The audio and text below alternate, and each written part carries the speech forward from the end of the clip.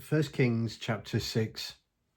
480 years after Israelites came out of Egypt, in the 4th year of Solomon's rule over Israel, in the month of Ziv, the 2nd month, Solomon started building the temple of God. The temple that King Solomon built to God was 90 feet long, 30 feet wide, and 45 feet high. There was a porch across the 34-foot width of the temple that extended out 15 feet. Within the temple, he made narrow, deep-silled windows. Against the outside walls, he built a supporting structure in which there were smaller rooms. The lower floor was 7.5 feet wide, the middle floor 9 feet, the third floor 10 feet and a half feet. He had projected ledges built into the outside temple walls to support the buttressing beams. The stone blocks for the building of the temple were all dressed at the quarry so that the building site itself was reverently quiet, no noise from hammers and chisels and other iron tools. The entrance to the ground floor was at the south end of the temple. Stairs led to the second floor and then to the third. Solomon built and completed the temple, finishing it off with roof beams and planks of cedar.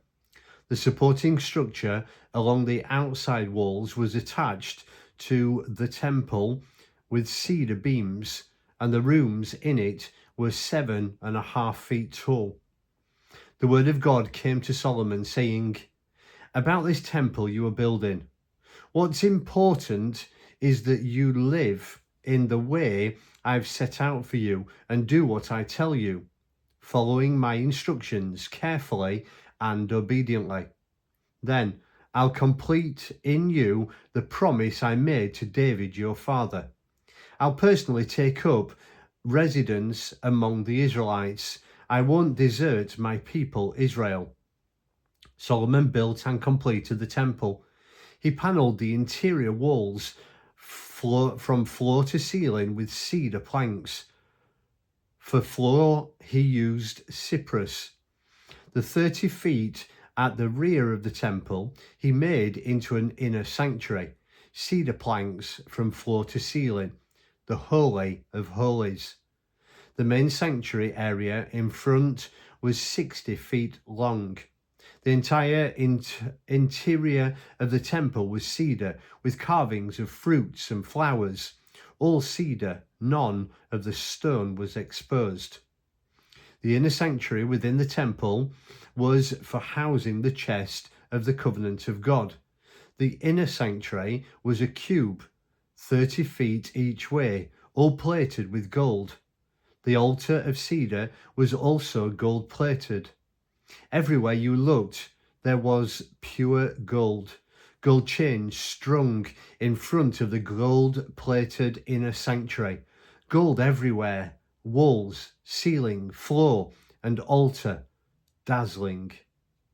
Then he made 2 cherubim, gigantic angel-like figures from olivewood. Each was 15 feet tall. The outstretched wings of the cherubim, they were identical in size and shape, measured another 15 feet.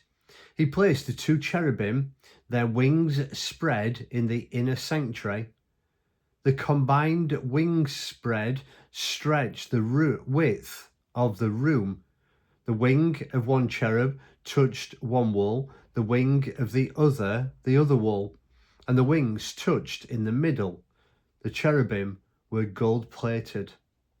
He then carved engravings of cherubim, palm trees and flower blossom on all of the walls of both the inner and the main sanctuary, and all the floors of both inner and outer rooms were gold-plated.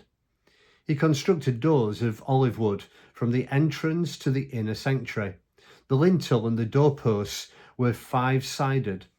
The doors were also carved with cherubim, palm trees and flowers, and then covered with gold leaf. Similarly, he built the entrance to the main sanctuary using olivewood for the doorposts, but these doorposts were four-sided. The doors were of cypress, split into two panels, each panel swinging separately.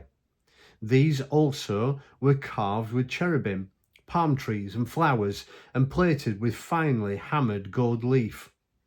He built the inner court with 3 courses of dressed stone, topped with a course of planted cedar timbers. The foundation of God's temple was laid in the 4th year of the month of Ziv.